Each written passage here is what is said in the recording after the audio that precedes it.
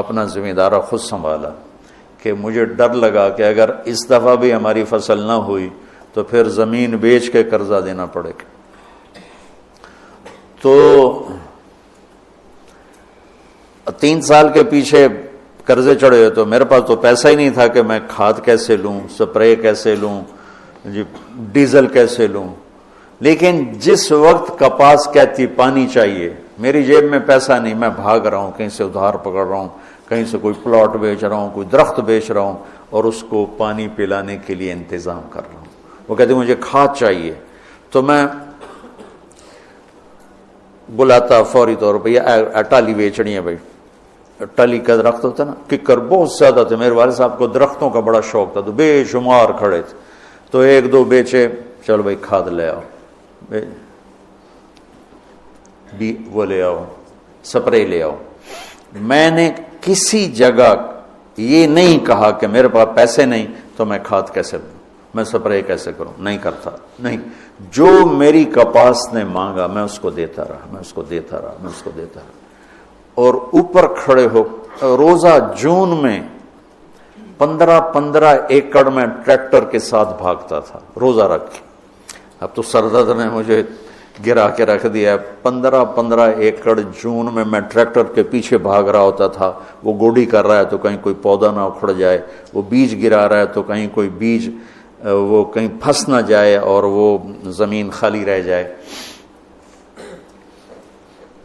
جتنی ایک کھیتی کی محنت ہے, اس کا 100واں حصہ بیوی کے ساتھ اخلاق بنا لو تو آپ کی فصل برابر ہو جائے. نساؤکم حرث لکم, اگر درخت نے پھل نہیں دیا تو میں کٹواتا نہیں ہوں, میں اس کا علاج کرتا ہوں, میں اس کا مرض ڈھونڈتا ہوں. پچھلی سال ایک آم کا پودا پھل نہیں دے رہا تھا, تو مجھے تو اب اتنی سمجھ نہیں, تو میں نے اپنے دوست کو بلایا. میں نے کہا یار ذرا اس کو دیکھو, اس کو کیا مسئلہ ہے, یہ پھل نہیں دے رہا ہے. تو اس نے اس کا علاج بتایا کہ اس کا یہ کریں, یہ کریں, یہ کریں. تو پھل نہیں دیتی تو میں پریشان ہوتا ہوں, اور میں اس کی خدمت کرتا ہوں, خدمت بڑھاتا ہوں. اب اس کو آپ رشتوں پہ اس رشتے پر فٹ کرتے جاؤ کہ بھائی تمہاری بیوی بہت بدتمیز ہے, تو سمجھو درخت ہے, پھل کوئی نہیں. تو اب وہ پانی مانگے تم پانی دو, وہ محبت مانگے تم محبت دو, وہ روٹی مانگے تم روٹی دو, وہ لباس مانگے تم لباس دو. چونکہ محبت ایک اتنا بڑا جادو ہے کہ ساری دنیا کے جادوؤں کا توڑ موجود ہے, محبت کے جادو کا توڑ کوئی نہیں. بادن ہوا کا صبرت ام لم تصبرا وبکا کا علم یجر دمع کا اوجرا امر الفؤاد لسانہ وجفونہ فکتمنہ وکفا بجسم کا مخبرا. محبت کا جادو سر چڑھ کے بولتا ہے. پھر کوئی کھیتی ایسی نہیں جس میں گندی جھاڑیاں نہ پیدا ہوتی.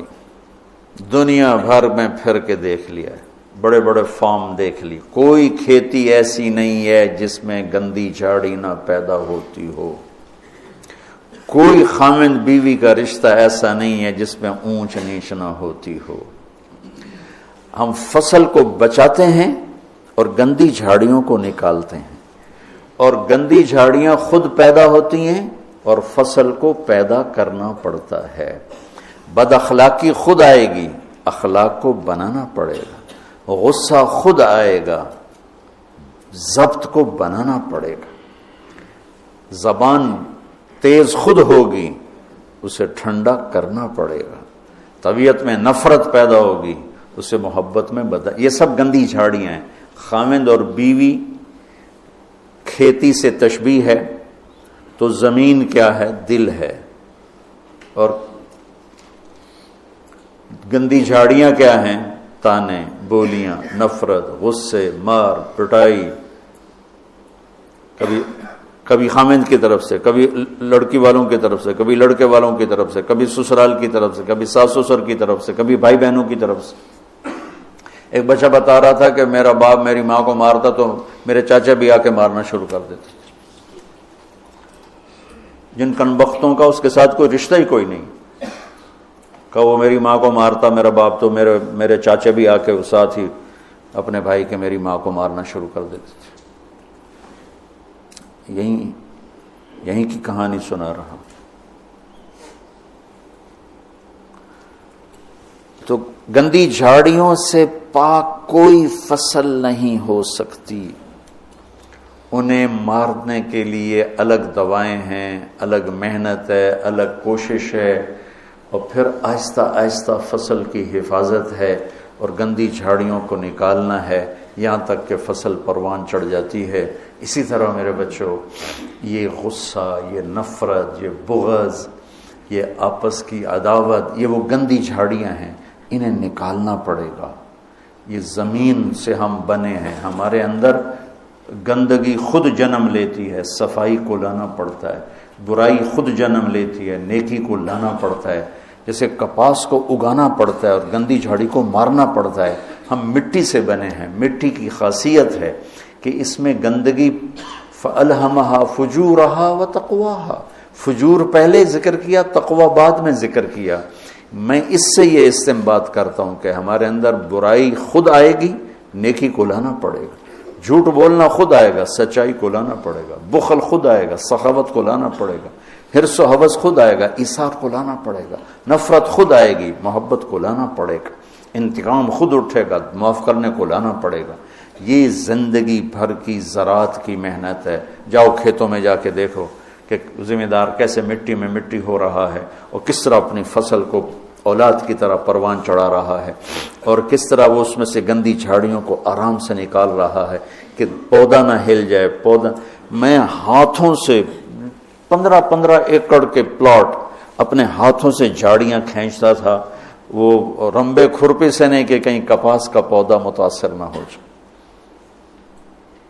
میں اس تشبیہ کو جو سمجھا ہوں، اول تو تمہیں کسی تفسیر میں یہ نہیں ملے گا جو میں تمہیں بتا رہا ہوں، میں تو اس کو زراعت سے سمجھ کے تمہیں بتا رہا ہوں، ورنہ ہر ایک نے وہ ایک مخصوص معنی میں اس کو استعمال کیا، فاتو حرثکم انا شئتم۔ میں تمہیں بتا رہا ہوں کہ اس میں اللہ تعالیٰ یہ بھی بتا رہا ہے کہ کھیتی کو کیسے پالنا ہے اور کیسے پروان چڑھتی۔ سب سے پہلے اسی کو جب وہ لگ رہی ہوتی ہے تو بھاگم بھاگ، جب تک اس کا پورا پھل گھر نہیں آتا زمیندار چین سے نہیں بیٹھتا ہے۔ تو جب تک ایمان پہ خاتمہ نہیں ہو جاتا، اس رشتے کی حفاظت، اس کو پانی دینا، اس کو کھاد دینا، اس میں سے گندی جھاڑیوں کو نکالنا، غصے کو، حسد کو، بغض کو، لڑائیوں کو، جب اللہ تمہارے گھر بنا دے تو کانوں میں